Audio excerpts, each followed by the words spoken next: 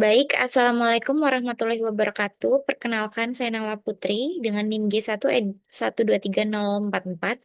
Jadi di sini saya menggunakan jurnal dari NCBI dengan judul Extraction, Isolation, and Characterization Bioactive Compound from Plant Extract. Dan permasalahannya yaitu bagaimana keakuratan identifikasi senyawa bioaktif dapat dijamin jika ekstrak tumbuhan merupakan campuran yang sangat kompleks dan berisi banyak komponen dengan polaritas yang berbeda. Nah, di sini terdapat kutipan, yaitu karena ekstrak tumbuhan biasanya berupa gabungan berbagai jenis senyawa bioaktif atau fitokimia dengan polaritas yang berbeda-beda, pemisahannya masih menjadi tantangan yang besar dalam proses identifikasi dan karakterisasi senyawa bioaktif. Dalam isolasi senyawa bioaktif, sudah menjadi praktik umum bahwa sejumlah teknik pemisahan yang berbeda seperti TLC, kromatografi kolom, flash kromatografi, Sepadex kromatografi, dan juga HPLC harus digunakan untuk memperoleh senyawa murni. Dan senyawa murni kemudian digunakan untuk penentuan struktur dan aktivitas biologisnya. Jadi, karena ekstrak ini bersifat kompleks, maka identifikasi senyawa bioaktif itu tidak bisa hanya dilakukan langsung dan harus melalui proses pemisahan bertahap dengan berbagai metode. Jadi tidak bisa hanya dengan satu metode saja.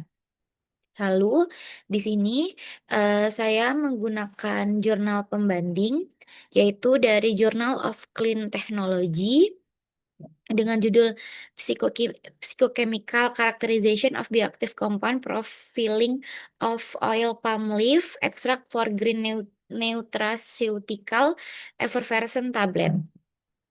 Jadi di sini dikatakan bahwa karakterisasi fisikokimia multiteknik merupakan landasan utama dalam pendekatan mutu modern berbasis quality by design di bidang farmasi.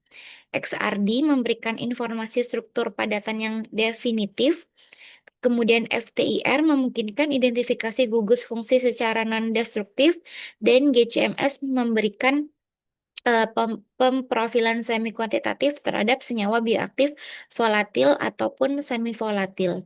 Dan pada GCMS itu mengidentifikasi sekitar 25 puncak dan 19 senyawa yang berhasil dikarakterisasi.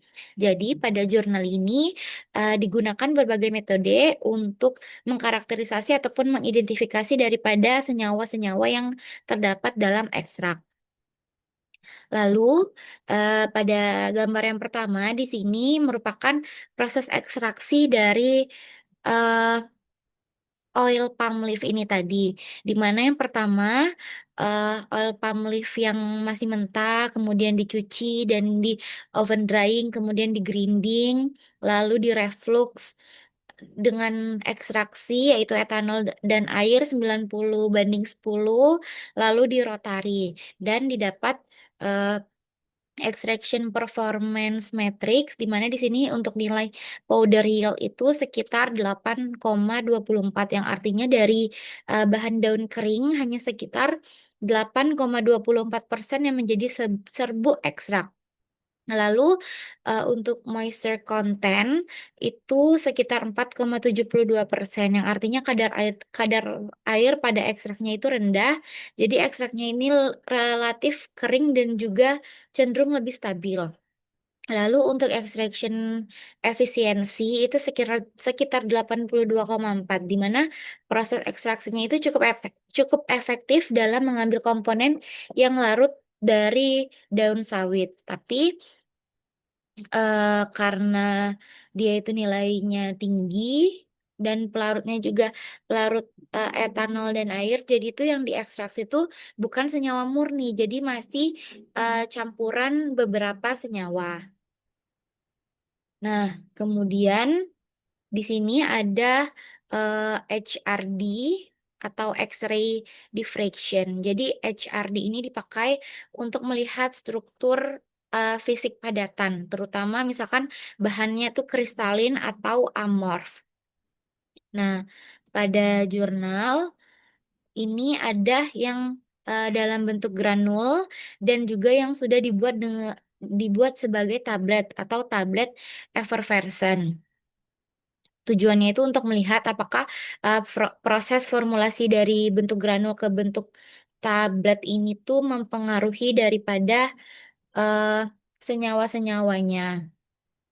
Lalu untuk daerah yang diarsir itu di sekitar 20 sampai dengan 20 di sekitar 20 sampai dengan 15 dan 30% ini itu adalah daerah amorphous halo yang menunjukkan bahwa sampel ini didominasi oleh fase amorf, yaitu strukturnya itu tidak tersusun seperti kristal. Jadi kalau kristal itu susunannya itu molekulnya itu rapi dan biasanya itu eh, berbentuk pik tajam seperti ini. Nah, kalau misalkan pik tajam itu artinya tuh dia tuh bentuknya tuh kristal. Sedangkan kalau misalkan yang seperti ini itu cenderung ke amorf. Nah, kalau di sini lebih dominan eh, amorfnya dibanding dengan pik tajamnya. Jadi ekstraknya itu tidak berada sebagai satu kristal yang murni, tetapi sebagai campuran. Karena untuk amorf itu biasanya tuh terdapat beberapa senyawa, sedangkan kalau kristal itu cenderung lebih murni. Lalu selanjutnya ini ada identifikasi dengan FTIR. Jadi FTIR ini kan dipakai untuk mengidentifikasi gugus fungsi dalam suatu sampel. Nah, di sini pada spektrum ini itu pada rentang 3.200 sampai dengan 3.550 itu terdapat gugus OH atau fenolik yang menunjukkan bahwa dia itu terdapat aktivitas antioksidannya. Dia mendukung bahwa eh, daun sawit ini tadi terdapat aktivitas antioksidan dilihat dari gugus fenolik. Kemudian pada rentang 2920 dan juga 2851 itu terdapat eh, CH atau di sini dan juga yang di sini itu terkait asam lemak ataupun alkana. Dan juga di sini terdapat ester, lalu ada gugus aromatis. Nah, jadi eh, puncak yang paling penting untuk antioksidan itu sebenarnya yang ini, yang fenolik dan juga pada gugus aromatik karena pada senyawa ini tuh dapat berkontribusi pada aktivitas daripada antioksidannya. Lalu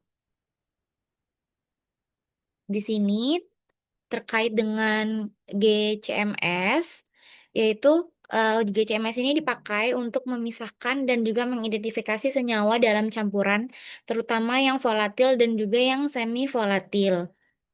Nah, di sini dapat dilihat terdapat eh, 6 peak yang menunjukkan komponen yang dominan, yaitu bisa dilihat di sini. GCMS identified 25 peaks with 19 karakteristik compound. Di sini yang dominannya yaitu N-hexadecanoid acid, kemudian heptadesen, terus ada juga N-isosen, dan lain-lain. Jadi eh, di sini kan udah mulai terlihat nih senyawa-senyawanya. Nah, jadi tuh kita bisa tahu kalau misalkan ekstrak ini mengandung senyawa apa saja. Jadi lebih terkerucut, tetapi hasilnya itu tetap masih parsial dan eh, tidak semua peak itu teridentifikasi. Nah, GCMS ini dapat membantu dalam proses identifikasi daripada senyawa ataupun ekstrak, tetapi tidak otomatis kalau misalkan semua senyawa bioaktifnya itu sudah diketahui. Jadi masih ada kemungkinan bahwa senyawa bioaktifnya itu ada yang eh, belum teridentifikasi.